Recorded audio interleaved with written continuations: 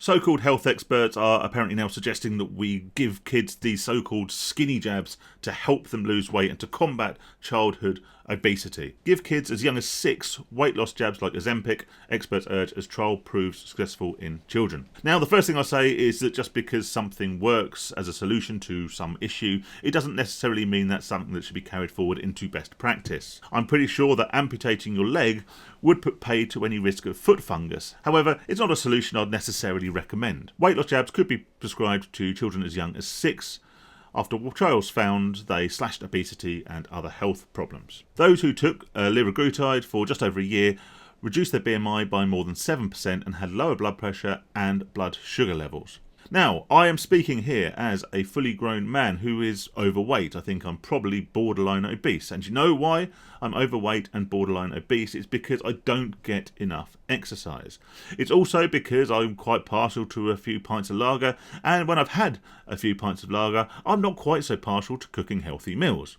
However, I am a grown man and I am big enough and ugly enough to understand the implications that maybe some poor dietary or lifestyle choices have on my health and ultimately my mortality. Children, however, don't have such a say in their own health. They don't have such a say in what they eat. What they eat, and generally speaking, the amount of exercise or activity they get, is completely down to their parents. Now, before I get a huge backlash in the comment section saying, oh, well, my child suffers from this, my child suffers from that, I know someone. Yes, okay, I understand that in some instances there will be health conditions that mean that certain children will put on or retain weight more than others. There are also people who are naturally different shapes to other people. There are also going to be children with disabilities who are unable to exercise and get physical activity in the same way that children who don't suffer from a disability. But it's fairly safe to say that proportionally these children are going to be the exception rather than the rule. So let's just assume that I'm talking about the rule here. I am a firm believer that if your child is obese, I don't mean a little bit podgy, I don't mean carrying a bit of baby weight, if your child is obese, it's tantamount to child abuse. If you take your child for fast food every day, if you take them down the local Hungry Horse pub, if you give them snacks as they're wandering around the supermarket filling their face with crisps, and then you allow them to plonk themselves in front of the telly, or you give them an iPad they can stare at for hour after hour after hour, so they don't get any physical activity, meanwhile you're filling their face with all this processed junk, then you are abusing your child. You are shortening their life. You are setting them up for a lifetime of health conditions. You're also setting them up for bullying. And yes, bullying is wrong, but dare I say that if you send your child to school and they are the fat one in the class, or one of the fat ones, should we say, they are certainly going to be more a target for bullying and more a target for discrimination than someone who goes in with a healthy BMI. No, it's totally understandable that you want to give your kid the occasional treat.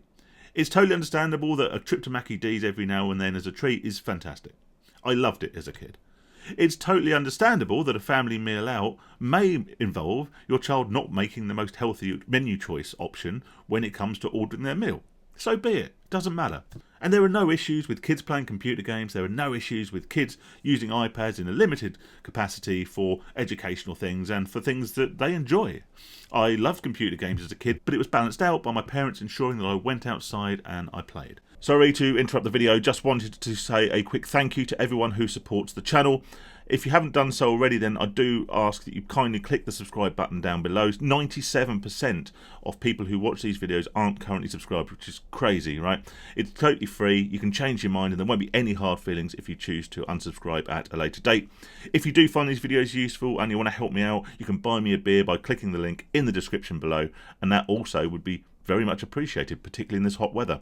Anyway, back to the video. It was balanced out by my parents ensuring that I took my PE kit to school and they didn't give me a letter excusing me from PE for some frivolous reason. So back to the jabs. Why are these jabs a bad idea? Well, firstly, it's a means of removing the responsibility from the parents, as I just alluded to. But also it eliminates the need to teach your child healthy life options.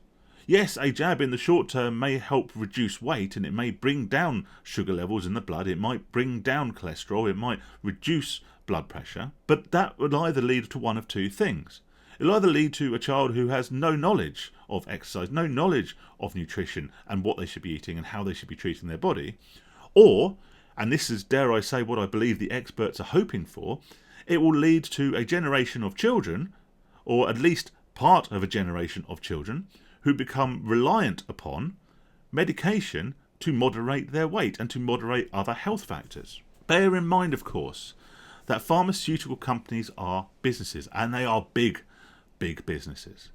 If they can get a whole new generation of people to use a regular injection as a means by which to basically keep themselves from getting obese and causing themselves major health issues, then that is a lifetime of customers for the pharmaceutical companies.